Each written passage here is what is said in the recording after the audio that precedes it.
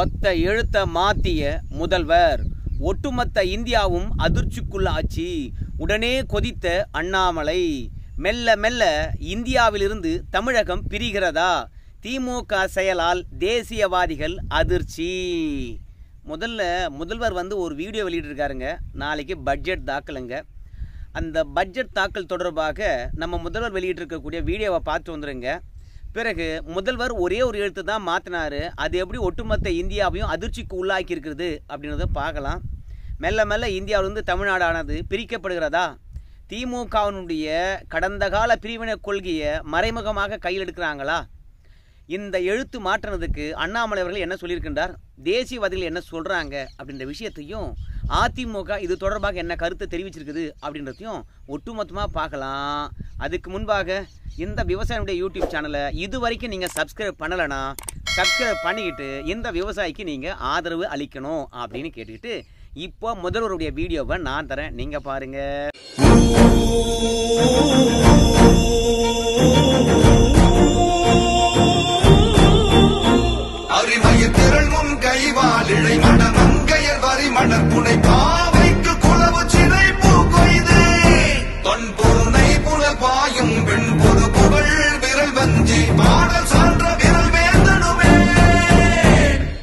எல்லோருக்கும் எல்லாமா நாளைக்கு வருகின்ற பட்ஜெட்டு. இப்படி முதல்வர் ப்ரோமோ வீடியோ வெளியிட்டிருப்பதன் மூலமாக நாளைக்கு நிறைய இலவச அறிவிப்புகள் இருக்க போகுது.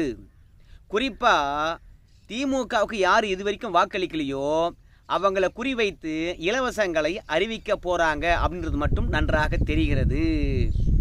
மொத்தத்தில் நாளைக்கு பட்ஜெட் உரையை பொறுத்த வரைக்கும் நீங்கள் டிவியில் மட்டும் பார்த்தா போதாது அப்படின்னு சொல்லிவிட்டு எங்கெங்கெல்லாம் பஸ் ஸ்டாண்ட் இருக்குதோ, எங்கெங்கெல்லாம் ரயில்வே ஸ்டேஷன் இருக்குதோ அங்கெல்லாம் தொலைக்காட்சியை வச்சு பட்ஜெட் உரையை நேரடியாக ஒளிபரப்பு பண்ண போகிறாங்க.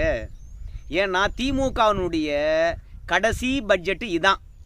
அடுத்த முறை பட்ஜெட் தாக்கல் பண்ணுவாங்க, இருந்தாலும் அது ஒரு இடைக்கால பட்ஜெட்டாக தான் இருக்கும். அந்த பட்ஜெட்டில் எதுவும் பெருசாக அறிவிக்க முடியாது. எதற்காக இடைக்கால பட்ஜெட்டை கடைசியாக தாக்கல் பண்ணுறாங்க அப்படின்னு பார்க்கும்போது, எலெக்ஷன் நடக்கின்ற போது அத்தியாவசிய பணிகளை செய்வதற்காக சட்டமன்றத்தில் பட்ஜெட்டை தாக்கல் பண்ணி ஒப்புதல் பெறணும். அப்படி ஒப்புதல் பெற்றால்தான் எலெக்ஷன் முடிகிற வரைக்கும், புதிய ஆட்சி பதவியேற்கின்ற வரைக்கும் அங்கே இருக்கக்கூடிய காசு எடுத்து செலவு செய்ய முடியும். அதனால் செலவினங்களுக்காக புதிய பட்ஜெட்டை, ஒரு இடைக்கால பட்ஜெட்டை ஆட்சி விட்டு இறங்கக்கூடிய ஆட்சியாளர்கள் போட்டு போவாங்க. அதனால் அடுத்த வருஷம் போடுகின்ற பட்ஜெட்டு இடைக்கால பட்ஜெட்டாக இருக்கும். ஆனால் இப்போ போடுகின்ற பட்ஜெட் தான் ஒரு முழு பட்ஜெட்டாக இருக்கும். இந்த பட்ஜெட்டில் அண்ணாமலை அவர்கள் தொடர்ச்சியாக எல்லா இடத்துலையும் பேசிக்கொண்டு வருகின்ற ஒரு விஷயம் கேட்டிங்கன்னா, நான் பாருங்க, டெல்லியாக இருந்தாலும் சரி, சத்தீஸ்கராக இருந்தாலும் சரி, அதுக்கு பிறகு ஹரியானாவாக இருந்தாலும் சரி, இப்படி புதிதாக பாஜக எங்கெல்லாம் பொறுப்பேற்றதோ அங்கெல்லாம் மகளிர் உரிமை தொகையானது 2500 ரூபாய் கொடுக்குறோம். அந்த காசை தமிழகத்திலையும் கொடுக்க போகிறோம் பெண்களுக்கு.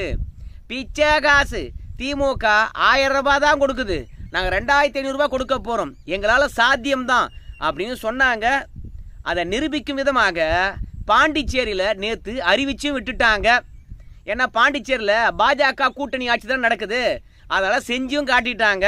அது மட்டும் இல்லை, திருமணமாகாத பெண்களுக்கு மாதா மாதம் 3000 ரூபாய் வேற கொடுக்குறாங்களாம் பாண்டிச்சேரியில். இப்படி நிறைய இலவச திட்டங்களை பாஜக அறிவிக்க போகுது. இப்படி அறிவிப்பதனால திமுக கொடுக்கின்ற 1000 ரூபாய் அடையாளமே இல்லாமல் போயிடும். அதனால் இந்த பட்ஜெட்டில் பாஜக இலவச அறிவிப்புகள் என்ன விட போதோ அதை தாண்டிய பெரிய அறிவிப்பு இருக்கணும். அந்த அறிவிப்பை ஒட்டுமொத்த தமிழக மக்களும் தெரிந்து கொள்ள வேண்டும். அதற்காக தான் எல்லா இடத்திலும் சரி பட்ஜெட் உரையை நேரலை பண்ண போகிறாங்க. திமுக பொறுப்பேற்று 4 ஆண்டு காலத்தில் செய்யாத ஒரு செயலை நாளைக்கு செய்கிறாங்கன்னா எக்கச்சக்கமான இலவசங்கள் இருக்க போகுது. ஆரம்பத்தில் ஒரு எழுத்தை மாற்றினாங்க சொன்னாங்க இல்லையா, அதை பற்றி பேசுவோம். இன்னொரு அதிர்ச்சிக்குரிய செயலையும் திமுக செஞ்சுருக்குது, அதை கொஞ்சம் பின்னாடி பேசலாம். இப்போ முதலமைச்சரை பொறுத்த வரைக்கும் பட்ஜெட் வெளியாகின்ற முன்னோட்டமாக இதுவரைக்கும் ரூபாயினுடைய அடையாளமாக இருந்த அந்த தேவநாகரிக எழுத்து மற்றும் ரோமன் லெட்டர்ஸ் 6 இவையெல்லாம் சேர்ந்த ரூபாய்க்கான சிம்பலை இப்படி பயன்படுத்திக்கிட்டு இருந்தோம். ஆனால் இன்னைக்கு அதை எடுத்துட்டு ரூன்னு போட்டிருக்காரு. அதுக்கு தமிழக அரசாங்கமானது என்ன சொல்லியிருக்குன்னு கேட்டிங்கன்னா, இதெல்லாம் இந்திய அரசியலமைப்பு சட்டத்தை மீறுற மாதிரியான செயலும் கிடையாது, இது தமிழுக்கு முக்கியத்துவம் கொடுக்கின்ற ஒரு செயல். அது தேவநாகரிக எழுத்தில் இருக்குது. அதை நாங்கள் ஏற்றுக்கொள்ள மாட்டோம். அது ஒரு இந்தி.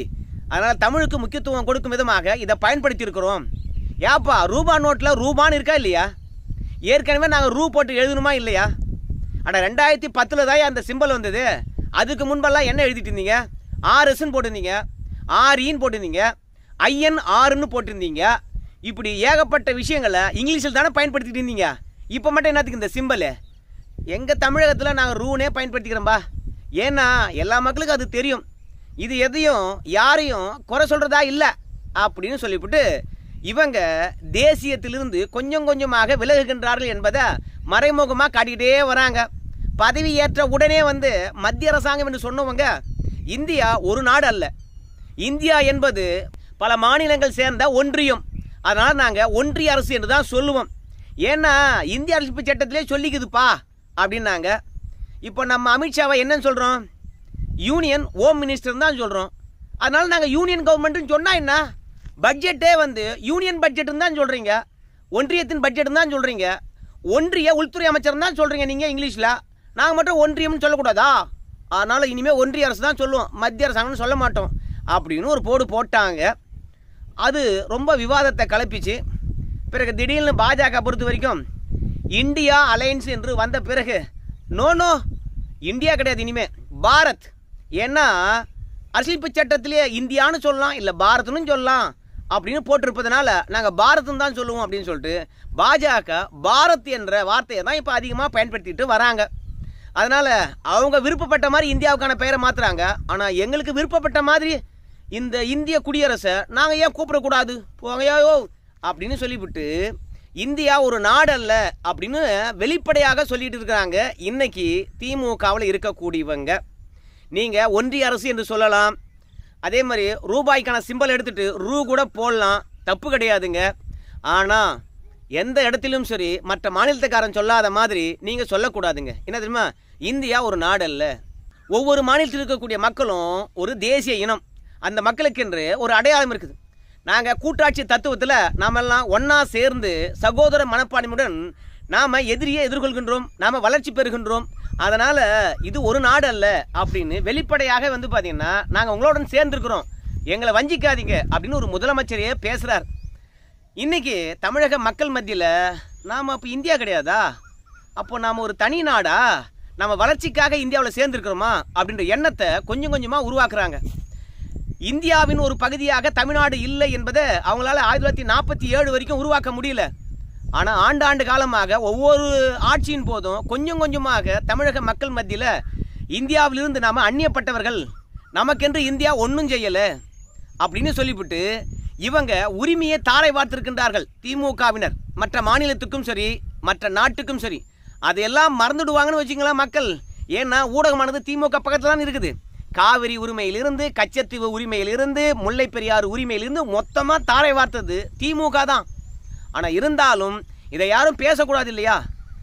அதுக்காக பிரிவினையை தூக்கி உள்ளே போடு, மக்கள் சிந்திப்பாம்பாரு அப்படின்றதுனால தான் இந்த சிம்பலை மாற்றி ரூ என போட்டிருக்குது. அண்ணாமலை அவர்கள் கொதித்தே போயிட்டார். முதல்வர் இந்த மாதிரி முட்டாள்தனமாக உன்னை யார் செய்ய சொன்னது அப்படின்னு கேட்கும் விதமாக எவ்வளோ முட்டாளாக இருக்கிறீங்க பார்த்தீங்களா அப்படின்னு சொல்லியிருக்கின்றார். ஏன் அந்த வார்த்தையை பயன்படுத்தினார் அப்படின்னு பார்க்கும்பொழுது இந்த ரூபாய்க்கான சிம்பலை உருவாக்குனது யாருன்னு கேட்டிங்கன்னா தமிழ்நாட்டை சார்ந்த உதயகுமார். இத்தனைக்கும் கள்ளக்குறிச்சியை சார்ந்தவன்னு நினைக்கிறேன். அவங்க அப்பா ரிஷிவந்தியும் முன்னாள் திமுக எம்எல்ஏ வந்திருக்கின்றார். அவர் பேர் தர்மலிங்கம். அவர் இப்போ திருவற்றூரில் இருக்கிறாருன்னு வச்சிங்களேன், அது வேறு விஷயம். இப்படி ஒரு தமிழன் கண்டுபிடித்து இருக்கக்கூடிய சிம்பல் தான் இந்த ரூபாய்க்கான சிம்பல். ரோமன் எழுத்து, தேவநாகரிக எழுத்து ரா, இது ரெண்டுத்தையும் சேர்த்து தான் அது உருவாக்கினார். எல்லோரும் சமம் என்பதனால மேலே 2 கோடு போட்டிருப்பாங்க, எல்லோரும் சமம். அதே மாதிரி இந்த ரூபா எல்லாரையும் சமமாக மதிக்கும், எல்லோருக்கும் சமமாக செலவழிக்கக்கூடிய தன்மையில் ரூபாய் இருக்கும் அப்படின்றதால சம குறியீடு போட்டிருப்பாங்கன்னு வச்சிங்களேன். உலக அளவில் ஒவ்வொரு ரூபாய்க்கும் ஒரு சிம்பல் இருக்கும். ஏன் தெரியுமா அந்த சிம்பல் கொடுத்தாங்க உலக அளவில் இருக்கக்கூடிய ரூபாய்களுக்கு பல நாடுகளும்? ஏன்னா உலகத்தில் எத்தனையோ நாடு இருந்தாலும் சரி அந்த நாட்டு பணமெல்லாம் பெருசாக மதிப்பில்லாமல் கிடக்குது. ஆனால் உலகத்தில் மதிக்கக்கூடிய ரூபாய்க்கென்று ஒரு சிம்பல் இருக்குது. இப்போ சீனாவுக்கு எண்ணுன்னு இருக்குன்னு நினைக்கிறேன். அதே மாதிரி நம்முடைய ஜப்பானுக்கு இருக்குது, அதே மாதிரி US டாலருக்கு இருக்குது, யூரோக்கு இருக்குது, இப்படி பவுண்ட்ஸு இங்கிலாந்துக்கு, இந்த மாதிரி பண மதிப்பு அதிகமாக கொண்ட ரூபாய்க்கெல்லாம் வந்து பார்த்தீங்கன்னா ஒவ்வொரு சிம்பல் இருக்குது. இப்படி உலக அளவில் உலக மக்களால் ஏற்றுக்கொள்ளப்பட்ட ரூபாய்களுக்கு ஒரு பொது குறியீடு வேண்டும். பார்த்த உடனே இது இந்தியன் ருபீஸ்ரா அப்படின்னு தெரிந்து கொள்வதற்காக ஒரு தமிழனால் கண்டுபிடிக்கப்பட்டு அன்றைக்கு ப. சிதம்பரம் அவர்கள் பாராட்ட பெற்று அவருக்கு 2 லட்சம் ரூபாய் பரிசும் கொடுத்து இனிமே இதான் ரூபாய்க்கான அடையாளம் அப்படின்னு சட்டப்பூர்வமாக ஏற்றுக்கொண்டதை இன்னைக்கு ஏப்பா தேவநாகரிக எழுத்தில் இருக்குதே அது வேணாம், நாங்கள் தமிழே பயன்படுத்திக்கிறோம் அப்படின்னு சொல்லிட்டு முதல்வர் ரூ போட்டு விட்டுருக்கின்றாரு. என்னை பொறுத்த வரைக்கும் இதனால் விலைவாசி குறையுமா? இதனால் ஏற்றின பால் விலை குறையுமா? இதனால் ஏற்றப்பட்ட வரி குறையுமா? இதனால் ஏற்றப்பட்ட பேருந்து கட்டணம் குறையுமா? இதனால் பால் பொருட்களுடைய விலை குறையுமா? மருந்து பொருட்கள் விலை குறையுமா? இதனால் சிமெண்ட், ஜல்லி, எம்சாண்ட் விலை குறையுமா? கம்பி விலை குறையுமா? இல்லை உணவுப் பொருட்கள் விலை குறையுமா? திமுக வந்த பிறகு மின்கட்டணத்தை 3 முறை ஏற்றிருக்குது, 150%. இந்த மின்கட்டணமானது குறையுமா? இப்படி இந்த சிம்பலை மாற்றின உடனே இதெல்லாம் குறையும்னா ஓகேங்க, எல்லாரும் ஓகே சொல்லலாம். ஆனால் இதனால் எந்த விதமான பயனும் கிடையாதுங்க. மாற்றுவதனால நீங்கள் ரூனு போகிறதுனாலே மட்டுமே வந்து பார்த்தீங்கன்னா தமிழ் வந்தானது தலை நிமிர்ந்து விடாது. ஏன்னா பள்ளிக்கூடங்களில் தமிழ் இல்லை, தமிழ் தெருக்களில் தமிழ் இல்லை, பெயர் பலகைகளில் தமிழ் இல்லை. இப்போ தான் மாநகராட்சி மேயர் வந்து பார்த்தீங்கன்னா தமிழில் வந்து பெயர் பலகைகளில் தமிழ் இல்லைன்னு வச்சிங்களேன் ஃபைன் போடுவோம் அப்படின்னு இன்றைக்கி தான் கொண்டு வராங்க. ஸோ மொத்தத்தில் சிறுபான்மையர் பள்ளியில் தமிழே இல்லை. அப்படி இருக்கும்போது மத்திய அரசாங்கத்தை எதிர்க்க வேண்டும். எலெக்ஷன் வரைக்கும் நம்முடைய தோல்வியை மறைக்கணும். அதனால் ஒட்டுமொத்தமாக ஸ்டாலின் ஐயாவுடன் இருக்கக்கூடியவங்க மொத்த பேரும் விளம்பர பிரியராக இருக்கிறாங்க. அதனால் இந்த விளம்பர பிரியர்கள் வந்து அடிக்கடி ஒரு விஷயத்தை உண்டாக்கி அதன் மூலமாக தமிழக மக்களை திசை திருப்புகின்றார்கள். அப்படி ஒரு திசை திருப்புதல் தான் இந்த ரூ மாற்றுது. ஒரு தமிழன் கண்டுபிடிச்சான், இந்தியா முழுதும் ஏற்றுக்கிட்டாங்க. எவ்வளோ பெருமையாக இருக்கும். அதுவும் திமுக காரன் உருவாக்குனது. ஓகேவா, அதையெல்லாம் தூக்கி போட்டு இன்னைக்கு எனக்கு ரூ தான் பிடிச்சிருக்குது அப்படின்னு சொன்னால் இத்தனை வருஷமாக எங்கே போனேன்? சரி, தமிழுக்கு அவ்வளோ முக்கியத்துவம் கொடுப்பதா இருந்தால் ஸ்டாலின் என்ற பெயர் எதுக்கு? அதை மாற்றிடுங்களே அப்படின்னு தமிழிசை சவுந்தரராஜன் அவர்கள் கேள்வி கேட்டிருக்காங்க. ரெண்டாவது, இதனால் என்ன மாறப்போகுது, என்ன கிடைக்க போகுது தமிழ் மக்களுக்கு, அதை சொல்லுங்க அப்படின்னு கேட்டிருக்காங்க. மொத்தத்தில் தம்பி, நீ மும்மொழி கொள்கையை கொண்டு வரவே அப்படின்னு நீ வேற வழியை பயன்படுத்தினா நான் தமிழ் என்ற ஒரு ஆயுதத்தை எடுத்து உன்னை சாச்சிடுவேன். ஒன்றுமே பண்ண முடியாது. தமிழகத்தில் இருக்கக்கூடிய இடியட்ஸ்லாம் வந்து பார்த்தீங்கன்னா தமிழ் என்று சொன்னாலே மயங்கிடுவான் அப்படின்றது தான் திமுகவுடைய எண்ணமாக இருக்குது. ஆனால் நம்ம சீமானை பொறுத்த வரைக்கும் தமிழன், தமிழ்நாடு, தமிழ் அப்படின்னு இனவாதமே பேசியிருக்காரு. அவருக்கு யாரும் ஓட்டு போட்ட மாதிரியே தெரியல. அதனால் மக்களை பொறுத்த வரைக்கும் கையில் காசு வாயில் தோசை அந்த மாதிரியான விஷயங்கள் இருந்தால் தான் மக்கள் ஓட்டு போடுவாங்க. இந்த மாதிரி பம்மாத்து வேலையெல்லாம் இன்றைக்கி சோஷியல் மீடியாவில் தூளாக்கப்படும். அதே மாதிரி ஆரம்பத்தில் ஒன்று சொன்னேன், தமிழ்நாட்டு அரசாங்கம் இதுவரைக்கும் செய்யாத ஒன்றை செஞ்சிருக்குது அப்படின்னு. என்னன்னு கேட்டிங்கன்னா ஆய்வறிக்கையை வெளியிட்டிருக்காங்களாம். ஏப்பா நம்ம ஆட்சிக்கு வந்து 4 ஆண்டு காலம் ஆகிப்போச்சு. இந்த 4 ஆண்டு காலத்தில் நாம் கிட்டத்தட்ட 10 லட்சம் கோடிக்கு கடன் வாங்கிட்டோம். இந்த 10 லட்சம் கோடியை கடன் வாங்கி மக்களுக்கு என்ன செஞ்சுருக்கோம்? தமிழ்நாடு எந்த அளவுக்கு வளர்ந்துருக்குது? இப்படி நாம் 10 லட்சம் கோடி கடன் வாங்கி முதலீடு பண்ணியிருக்கோம் பல இடங்களில். அந்த முதலீட்டு மூலமாக எவ்வளோ வருவாய் வருது? இந்த வருவாய் மூலமாக தொழில் எவ்வளோ பெருக்க போகுது? அந்த தொழில் பெருக்கத்தின் மூலமாக தமிழ்நாட்டுடைய வளர்ச்சி எவ்வளோ இருக்க போகுது? 8% மேலே இருக்குமா? இது தேசிய சராசரியை விட 1.8% அதிகமாக இருக்குதான் தமிழகத்தில் வளர்ச்சி இருக்குமா? மொத்தத்தில் இந்த ஆண்டுக்கான கடன் தொகை எவ்வளோன்னு கேட்டிங்கன்னா 90,000 கோடி. திமுக பொறுத்த வரைக்கும் ஆட்சி கட்டில் ஏறுகின்ற போது முதலீடும் பண்ணலை. ஒட்டுமொத்தமாக என்ன நலத்திட்டங்கள் பண்ணாங்கன்னு தெரில.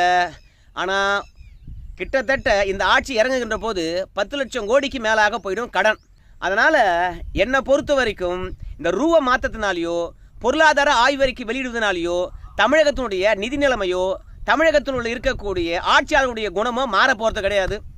ஆரம்பத்திலிருந்தே பிரிவினையை இவங்க எண்ணத்தில் உருவாக்கிட்டாங்க. தேசத்துடன் இருக்கணும் அப்படின்ற எண்ணமெல்லாம் கிடையாது.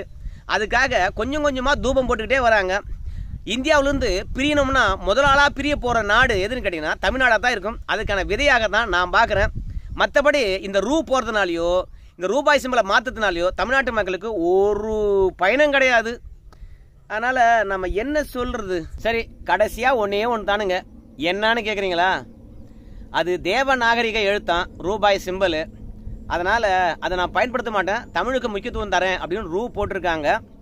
அதே மாதிரி தான் மத்திய அரசாங்கத்தை நடத்துகின்றவங்க குஜராத்துக்காரங்க, அதோடு போச்சுன்னா இந்திக்காரங்க நடத்துனாங்க. நீங்கள் இந்திக்காரனும் குஜராத்துக்காரனும் மத்திய அமைச்சரவையில் இருக்கிறீங்க, பிரதமராக இருக்கிறீங்க. நாங்கள் தமிழர்கள், அதனால் இந்திக்காரனும் குஜராத்துக்காரனும் கொடுக்கின்ற காசை நான் வாங்கவே மாட்டேன். நான் அதனால் நாங்களே பார்த்துக்குறோம் எங்கள் காசை அப்படின்னு சொல்லிட்டு தமிழக அரசாங்கமானது இந்திக்காரன் கொடுக்கின்ற காசு வேணான்னு சொல்லுவாங்களா? இல்லை இந்திக்காரன் மாநிலத்திலிருந்து கட்டுகின்ற வரியின் மூலமாக இவங்க பலன் பெறவே இல்லையா? ஸோ என்ன லாஜிக் இது? அது மட்டும் கிடையாது, ரூபாய் நோட்டில் இந்த சிம்பிள் இருக்குது, இனிமேல் தமிழகத்தில் அந்த சிம்பிள் செல்லாது, கீச்சிட்டு கொடுத்தா கூட செல்லும் அப்படின்னு சொல்ல போகிறாங்களா? அதுலேயும் 200 ரூபா நோட்டை போட்டிருப்பது ஏதோ நமக்கு ஒன்று உணர்த்துது. மொத்தத்தில் இந்த ஒத்த வார்த்தை மாற்றினதுனால இன்றைக்கி ஒட்டுமொத்த இந்தியாவும் வந்து பார்த்திங்கன்னா அதிர்ந்து தான் போயிருக்கிறது. ஏன்னா இந்தியாவில் இருக்கக்கூடிய அத்தனை பேரும் ஏற்றுக்கொண்டதை இவங்க மாற்றினாங்கன்னா இந்த வியாதி இந்தியா முழுவதும் தொத்திக்கும். தொகுதி மறுவரை என்பது மத்திய அரசாங்கம் பேசவே இல்லை, ஆனால் இந்தியா முழுவதும் கலப்பி விட்டாங்க. அதே மாதிரி தமிழுக்கான முக்கியத்துவம் இல்லை, அதனால் நாங்கள் மும்மொழி கொள்கையை ஏற்றுக்கொள்ள மாட்டோம் அப்படின்னு சொன்ன பிறகு இன்றைக்கி மற்ற மாநிலத்துக்காரங்களும் எம் மொழிக்கான என்ன அங்கீகாரம் அப்படின்னு சொல்லிவிட்டு ஆந்திரா, தெலுங்கானா, அப்புறம் மேற்கு வங்காளம், அப்புறம் கேரளா, மகாராஷ்டிரா இங்கெல்லாம் தாய்மொழி கட்டாயம் அப்படின்னு சட்டமே ஏற்றிருக்காங்க. ஸோ அந்த அளவுக்கு தமிழ்நாட்டில் இருந்து தான் ஒரு பிரிவினை குரலானது ஓங்கி ஒலிக்கிறது, அது இந்தியா முழுவதும் பரவுகிறது. இப்போது ரூபாய் சிம்பிளை தமிழை மாற்றிருப்பதனால அடுத்தது கர்நாடகாக்காரன் கையில் எடுப்பான். அவ்வளோதானுங்க. பற்ற வைக்கிற விஷயம் என்பது ஒற்றுமைக்கானதாக தெரியல எனக்கு. திமுக செய்கின்ற வேலை அத்தனையும் பிரிவினைக்கான வித்தாகத்தான் இருக்கிறது. நீங்கள் என்ன சொல்ல வரீங்க? நம்ம முன்னோர்கள் எல்லாம் தேச விடுதலைக்காக தன் குடும்பத்தையும் தன்னையும் அதற்காக மாய்த்து கொண்டார்கள். அப்படியேப்பட்ட புண்ணிய ஆத்மாக்கள்லாம் போராடி சுதந்திரம் பெற்று நம்ம நிம்மதியாக வாழணும் அப்படின்றதுக்காக தான் தமிழகத்தை கொடுத்துருக்காங்க.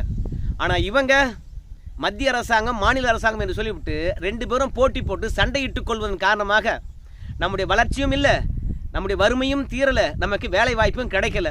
ஸோ அரசியல் காரணங்களுக்காக திமுக செய்கின்ற அரசியல் வம்படியானது தமிழக மக்களை நேரடியாக பாதிக்கிறது. எந்த விதத்திலும் தமிழக மக்கள் நிம்மதியாக இல்லை திமுக வந்த பிறகு. அதே மாதிரி தமிழன் என்றாலே வந்து பிரிவினை பேசக்கூடியவன் தான் என்ற ஒரு அடையாளமும் வந்துடுச்சு. ஆனால் இந்த பிரச்சனையெல்லாம் கலப்புருவங்க, தலைமையில் இருக்கிறவங்க தமிழர்களா என்ற கேள்வி எழுகிறது. தமிழர்களா இல்லாதவர்கள் தமிழனை எந்த அளவுக்கு திசை திருப்புகின்றார்கள் என்கின்ற போது நமக்கு வேதனையாக இருக்கிறது. உங்கள் கருத்தை சொல்லுங்கள். நன்றி நண்பர்களே.